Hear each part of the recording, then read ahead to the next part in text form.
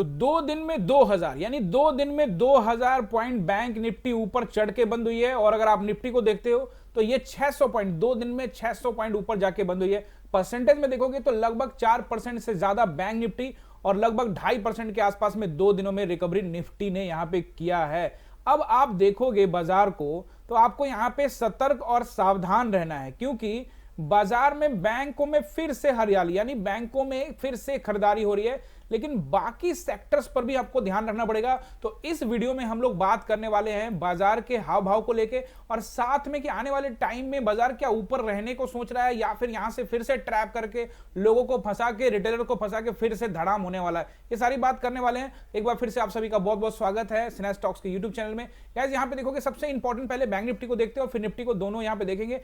कल है निफ्टी की क्रूशियल एक्सपायरी, फ्राइडे की रहेगी छुट्टी, गुड फ्राइडे की, और गुड फ्राइडे के बाद 2 दिन की सैटरडे संडे की छुट्टी, फिर मंडे को मार्केट जो है ओपन होगा। तो ये 3 दिन की लंबी छुट्टी आ रही है और एक्सपायरी आ रही है। तो ऑपरेटर्स यहां गेम खेल सकते हैं, बैंक ऑलरेडी यहां पे ऊपर बैठा हुआ है, यहां ट्रैप कर सकता है। ये सब संभावनाओं को एक बार यहां पे जरूर देखेंगे। और पहले मैं आपको बैंक निफ्टी दिखाऊं और फिर उसके बाद निफ्टी को भी एनालाइज करेंगे। तो अगर बैंक निफ्टी को देखते हैं तो आप देखोगे यहाँ एक ट्रेंड लाइन जा रहा था, इस ट्रेंड लाइन पे यहाँ से गिरावट आई अक्टूबर के आसपास में, फिर आप देखोगे वापस दिसंबर के आसपास में फिर से यहाँ से गिरा बाजार, और फिर अब इसको इस ट्रेंड लाइन को ऊपर में कहीं ना कहीं क्रॉस करके, आज क्रॉस करके उसके ऊपर में क्लोजिंग दिया। अब क्या इंपॉर्टेंट है, अब इधर सस्टेन इंपॉर्टेंट है। या तो ये फेक ब्रेकआउट होगा या तो यहां पे अब बाजार सस्टेन करके ऊपर जाने का सोचेगा। लेकिन यहां पे कहानी में कुछ ट्विस्ट है, और वो ट्विस्ट कैसे पता लगेगा, निफ्टी को देखेंगे तब। बैंक निफ्टी में वापस लौटेंगे, फिलहाल निफ्टी को एक बार देखते हैं। अगर आप देखोगे, ध्यान से समझने की कोशिश करोगे ना, तो आपको सब कुछ इजीली समझ में आ जाएगा। कुछ भी आपको रॉकेट साइंस यहां पे नहीं है जो आपको समझना है। पहले तो ये देखो कि एक यहां देखो 24 मार्च से लेके ये 5 दिन तक बाजार, यानी कि 28 मार्च तक अगर आप देखोगे तो बाजार इस जोन में खड़ा था। कहां पे, 23,600 से लेके 23,800 के आसपास में खड़ा था। उसके बाद बाजार में थोड़ी सी गिरावट, 3 दिन जोन में रहा, फिर एक गिरावट आई, और उसके बाद फिर ट्रम्प साहब का वो टैरिफ का प्लान आ गया कि भैया ये कर दूंगा वो कर दूंगा। तो बाजार ने एक जबरदस्त गोता लगाया और फिर वहीं पहुंच गया, यानी जहां से गिरावट हुई थी। ध्यान से समझो तो आपको पता लगेगा कि यार ये तो चलो एक बयानबाजी है, ये वो है, या फिर सेलर्स को एक मौका चाहिए होता है, वो मौका में माल बेचा और बाजार नीचे आया और फिर वही जगह पे। तो यानी चार्ट को अगर आप जब देखते हो अच्छी तरीके से, तो फिर आप देखते हो अरे यार जहां था फिर से वही 2-4 दिन घूम फिर के फिर वापस वहीं पहुंच गया। तो अब जब यहां से बाजार को ऊपर जाना था तो किसी न्यूज की वजह से, तो ध्यान से समझो, सब कुछ समझ लो। यहां से यहां तक की जो गिरावट हुई थी ये नॉर्मल गिरावट थी, और उसके बाद जो बड़ा गैप डाउन हुआ और उसके बाद बाजार ने खींचा, ये न्यूज बेस है यहां से यहां तक का एरिया।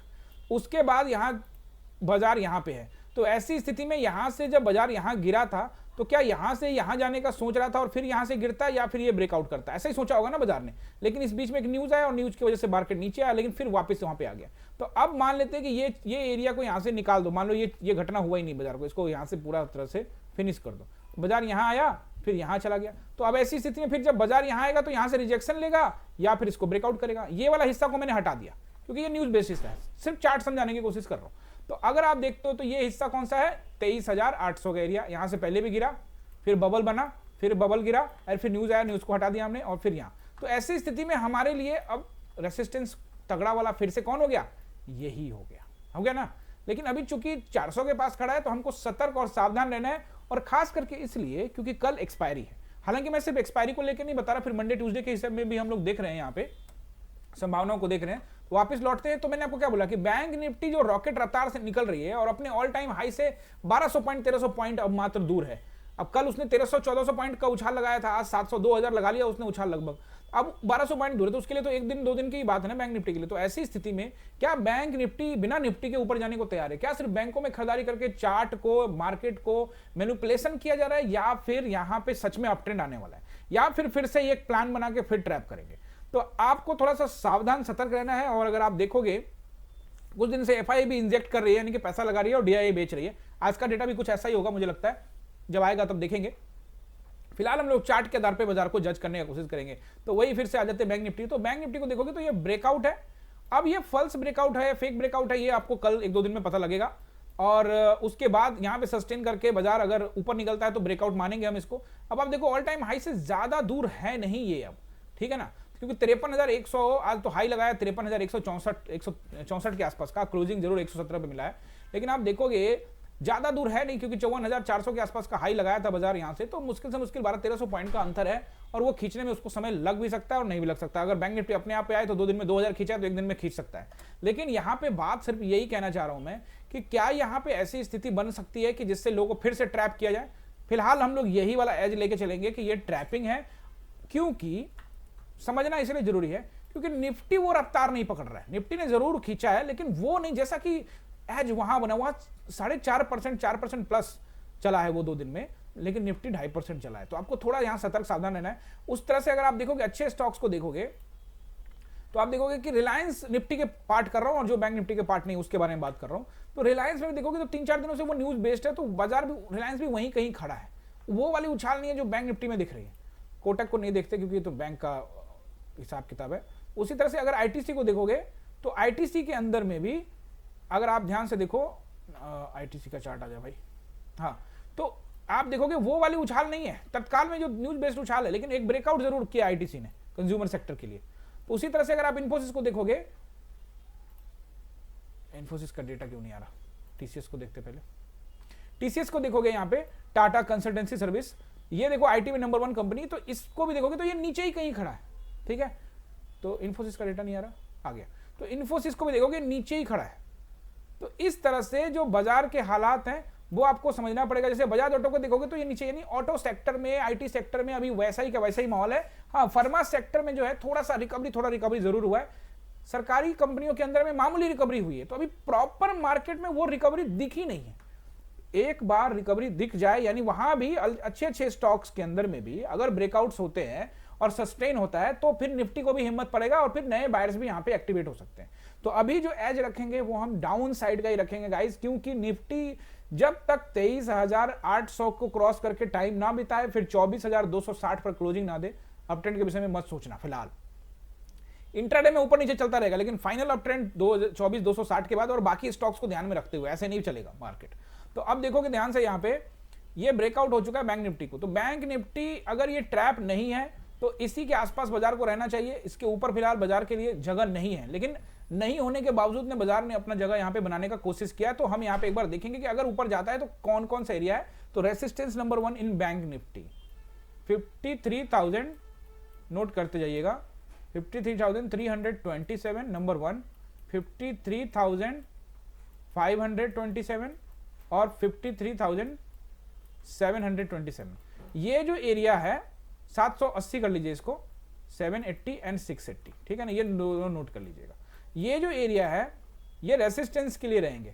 अभी क्या यहां तक बाजार जाने के लिए सोच रहा है? देखो अभी 2 दिन से जिस तरह का, 3 दिन से अगर आप देखोगे, 3 दिन से अगर बैंक निफ्टी को देखोगे तो ये भाई साहब ये भी लगभग 1.5%, और फिर उसके बाद अगले दिन यहाँ पे 3.3%, तो यहाँ पे 3 मान लो 4.5%, और लगभग ये तो 5% के आसपास में बाजार ने 3 दिन में खींच दिया बैंक निफ्टी में। तो यहाँ पे थोड़ा सावधान सतर्क रहने की जरूरत है, बस यही कह रहा हूं मैं। तो रेसिस्टेंस बताया, सपोर्ट नंबर 1 यहाँ पे, चूंकि इंट्राडे में बाजार ऊपर क्लोज हुआ है तो आपको 53,000 का एक राउंड नंबर नोट करना है। सपोर्ट नंबर 1 ब्रेक होता है नीचे तो 52,800 का एरिया आपको नोट करना है, इसमें 780 और 680 का एरिया रहेगा। ये ब्रेक होता है वापिस से मैं आपको बता दूं तो फिर से बाजार में गिरावट हो सकती है, क्योंकि अगर 52,700-800 का एरिया अगर निकलता है, जिसको आज काफी देर निकालने के बाद वहां पे ब्रेकआउट तो दिया, लेकिन आप ध्यान से देखो 5 मिनट के टाइम फ्रेम में देखो, जो ये जो ब्रेकआउट है कितना सस्टेनेबल है वो देखना है। देखो यार टाइम बिताया, काफी देर तक टाइम बिताया, बाजार जोन बनाता रहा। हालांकि देखोगे उस दिन एक्सपायरी के दिन भी, जब सेंसेक्स एक्सपायरी थी मंगलवार को, तो भी टाइम बिताया। फिर उसके बाद आज बाजार खोलने के बाद फिर टाइम बिता के ये ब्रेकआउट हुआ, लेकिन ये ब्रेकआउट 2 बजे से 3-4 कैंडलों में हुआ है, और उसके बाद फिर बाजार यहाँ पे रुका हुआ है। तो ऐसी स्थिति में यहाँ पे जो ब्रेकआउट है ये सस्टेन करेगा कि नहीं करेगा, यही चुनौती है, चैलेंज अभी यही है बाजार के सामने। क्या इसको सस्टेन करने में कामयाबी हासिल करेगा या नहीं? अब यहाँ पे कामयाबी हासिल करेगा कि नहीं करेगा ये देखना पड़ेगा, कि चूंकि खरीदारी बैंकों में ताबड़तोड़ हो रही है। आप देखोगे एचडीएफसी को, तो एचडीएफसी देख लो फिर से आज ऊपर ही खड़ा है 13 रुपए के आसपास में। आईसीआईसी भी देखोगे तो ऊपर ही खड़ा है चार्ट के ऊपर में। तो कोटक बैंक देखोगे जरूर, आज देखोगे यहाँ पे ऊपर जरूर और ऊपर गया था, लेकिन थोड़ा सा रिजेक्शन मिला है। हालांकि मेन बैंक तो एचडीएफसी और आईसीआईसी है, लेकिन और भी बैंकों में, लगभग सभी बैंकों में आज इंडसइंड बैंक को देखोगे तो काफी तगड़ी यहाँ पे वहां पे भी खरीदारी देखने को मिली है। लेकिन यहाँ पे मैं आपको फिर से बता रहा हूं, बैंक निफ्टी में सोच समझकर ही ट्रेड करना, और बैंक निफ्टी में ही ट्रेड करोगे अगर कल, चूंकि एक्सपायरी है तो ज्यादातर लोग निफ्टी में जाएंगे, तो बैंक निफ्टी में ध्यान में रखना। पता लगा बैंक निफ्टी ट्रैप करने के लिए ऊपर चला गया है और वहां से फिर से बिकवाली शुरू हो गई और आप यहां ट्रैप हो गए। ऑप्शन बायर्स जो बिगिनर्स है, कुछ दिन के लिए इस बाजार से दूर रहोगे तो अच्छा रहेगा। ये जो मैसेज दे रहा हूं मैं आपको, इसको आप नोट कर लो और कुछ दिन दूर रहो, कुछ नहीं होता, बाजार यही है, सदियों तक यही रहेगा। आप यहां रहे ना रहे, हम यहां रहे ना रहे, ये यही रहने वाला है। तो इसीलिए मैं आपको कह रहा हूं कि 2-4 दिन अपना कैपिटल बचा लो। ये मत देखो नहीं जा रहा है जाने दो, कुछ नहीं होता, नीचे गिर रहा है गिरने दो, कुछ नहीं होता, जो करना है करने दो उसको, थोड़ा दिन दूर रहो। सेंटिमेंट का मार्केट है, उधर ट्रंप बोलेंगे कि ये कर दूंगा, फिर उधर से सी जिनपिंग बोलेंगे मैं ये कर दूंगा। तो कोई भी ग्लोबल लीडर आके कुछ भी यहाँ बयानबाजी कर सकता है और उस वजह से मार्केट में उथल पुथल हो सकता है। अब देखो कि आज जो इंटरडे में 2 बजे के आसपास जो कैंडल बूम बूम करके ऊपर गया है निफ्टी के अंदर में, बैंक निफ्टी के अंदर में, वो वहाँ पे चाइना ने क्या अनाउंसमेंट किया कि भैया हम बात करने के लिए ऑन टेबल तैयार है टैरिफ पे। भैया वो सिर्फ बात करने की बात कर रहा है और मार्केट में खरीदारी हो जा रही है। तो भैया ये सेंटिमेंट बेस्ड मार्केट है, यहाँ पे कुछ भी उल्टा सीधा हो जाएगा। तो यहाँ तैयारी करके रखना है आपको, बस मैं इतना ही कह रहा हूँ और कुछ नहीं कह रहा हूँ। 23,437 पर क्लोजिंग दिया है हमें। अब ये जो बाजार ने ये कैंडल खींचा है, जरूर ये सेंटिमेंट बेस्ड है, इसमें कोई दो राय नहीं। और मैं आपको ये भी समझा चुका हूं कि ये जो बाजार था, अगर आप इस 3-4 कैंडल को यहां से एलिमिनेट हटा देते हो, मानोगे ये हुआ ही नहीं, तो फिर बाजार जैसा चल रहा है वैसे चल रहा है, ठीक चल रहा है। लेकिन चूंकि एक जोनल एरिया है और सेंटिमेंट पूरा ग्लोबल उथल पुथल है, तो बाजार में कभी भी कोई कैंडल बन जा रहा है। तो आपको थोड़ा अलर्ट रहना है, और खास करके कल एक्सपायरी है। तो 23,000 नोट करते जाइएगा। 23,460 इज द फर्स्ट रेसिस्टेंस। चूंकि बाजार अभी 437 पे खड़ा है, मेरे लिए तो 360 भी रेसिस्टेंस है, लेकिन चूंकि उसके ऊपर चला गया तो अब उसको रेसिस्टेंस तत्काल में मानेंगे नहीं। उसके ऊपर में रहेगा 23,527 का एरिया, 23,000 नेक्स्ट 560 का एरिया। ये 3 मेजर रेसिस्टेंस है। लेकिन अगर बड़ा गैप अप हो गया तो, या कुछ ऐसा सेंटीमेंट वाली बात आ गई तो आपको यहां पे नोट करना है 23,600, 23,600 एंड 23,660 फिलहाल यहीं तक का रखिए कल के लिए। हालांकि कल निफ्टी की एक्सपायरी हो सकता है कि बाजार चौपी हो जाए, यानी कि पूरी तरह से साइडवेज हो जाए, लेकिन ये नंबर्स नोट कर लीजिए, ये हो गया रेसिस्टेंस के नंबर। हालांकि अगर 660 को किसी ऐसे केस में कि अगर बड़ा गैप अप हो जाए 200, 300, 400, 500 पॉइंट का, तो फिर वैसी स्थिति में बाजार 760 और 860 को भी टेस्टिंग करने के लिए जा सकता है। हालांकि इसकी उम्मीद कम रहेगी। अब यहां पे सपोर्ट को देख लीजिए। सपोर्ट को अगर आप देखोगे तो सपोर्ट जो मुझे यहां पे तत्काल में नजर आएगा वो आएगा 360, यानी 23,360। लेकिन अच्छा सपोर्ट 23,260। याद रखना 260 ब्रेक करता है तो फिर क्या करेगा बाजार, फिर बाजार जो है ये लो 260 के बाद एक 23,200 भी इंपॉर्टेंट रहेगा। इसको ब्रेक करता है तो फिर ये जो गैप छोड़ के गया है इसको फिल करने आ सकता है। अब कल आएगा, कल एक्सपायरी है कि नहीं आएगा वो अलग बात है, बट अब ये क्रूशियल हो गया, क्योंकि यहां देखो 3 कैंडल का सपोर्ट बना हुआ था। ये मैंने कहा था क्रूशियल हो गया था उस दिन, तोड़ा नीचे बढ़ाया, उसके बाद तो फिर न्यूज बेस्ड हो गया। तो अभी ये एक तत्काल सपोर्ट है, 200 का एरिया सपोर्ट है। तो यहाँ पे थोड़ा सा नजर बना के रखना, बस इतना ही मैं कह रहा हूं। ज्यादा कुछ यहाँ पे एक्स्ट्रा दिमाग लगाने की जरूरत नहीं है। अब ट्रेंड की जहां तक सवाल है कि क्या अब ट्रेंड आ गया, क्या हम स्टॉक्स वगैरह में पैसा लगाए, तो मैं आपको पहले भी बोल चुका हूं कि अच्छे स्टॉक्स के ऊपर में, जो भरोसेमंद स्टॉक्स हैं उसके ऊपर में एसआईपी के तहत ही, यानी कि जैसे आप एसआईपी में म्यूचुअल फंड में इन्वेस्ट करते हो 1000, 2000, 5000, 10,000 एज पर योर कैपेसिटी, उसी तरीके से एक रूल है, उस रूल को फॉलो करके आप यहां पे बना सकते हो ट्रेड, यानी कि लॉन्ग टर्म इन्वेस्ट कर लिए कि इतना मेरे पास पैसा है। मनी मैनेजमेंट को ध्यान में रखे, वो रूल मैं ऑलरेडी समझा चुका हूं। जिसको समझना है कि वो रूल कैसे स्टॉक बाइंग करे वो करे, तो भैया आप मेरे लाइव क्लास में आ सकते हो। ये देख लो साफ साफ आपको यहाँ पे नंबर दिख रहा है, इस नंबर पे आप कॉल करिए, व्हाट्सएप करिए और आप यहाँ पे आ सकते हो। मैं पढ़ाता हूँ लाइव 9:15 से 3:30 तक, और क्रिप्टो की क्लासेस भी होती है जो शाम को चलती है, तो आप क्रिप्टो क्लास में भी आके ज्वाइन कर सकते हो। अब देखो गाइज, यहाँ पे क्या है ना, सारा का सारा जो बाजार है वो अभी कुछ दिनों से सेंटिमेंट बेस्ड है। कल एक्सपायरी है, तो मैं आपको फिर से कह देता हूँ कि एक्सपायरी बेस्ड मार्केट है। प्राइस एक्शन का वेट करना है, स्टॉप लॉस सिस्टम में प्रॉपर पालन करना है। एंड टेलीग्राम को अपडेट कर दूंगा, टेलीग्राम को जाके ज्वाइन कर लीजिए, वहां पे हम लोग अपडेट कर देंगे अगर कुछ ऐसा मोमेंटम। आज पूरा मोमेंटम नहीं था मार्केट में, अगर आप देखोगे 2 बजे तक तो मार्केट साइडवेज, शुरुआत में जरूर हलचल हुआ, लेकिन उसके बाद से फिर मार्केट क्या हुआ, साइडवेज हो गया। तो साइडवेज होने के बाद से एक अचानक से मूवमेंट आया मार्केट के अंदर में, और ढेर सारे लोगों के वहां पे, अगर जो पुट में गए होंगे, बहुत सारे लोगों के एसएल हिट हुए होंगे, क्योंकि वो मार्केट, वो कैंडल बनता ही 70-80 पॉइंट का बन गया निफ्टी के अंदर में। तो ऐसा अगर सिचुएशन होगा तो कोई भी यहाँ पे ट्रैप हो सकता है, और आप अगर ट्रैप हुए तो आपको घबराने की जरूरत नहीं है। पार्ट ऑफ द मार्केट है, वापस फिर से अपने आप का जो माइंडसेट है ना उसको हमेशा पॉजिटिव बना के रखना है।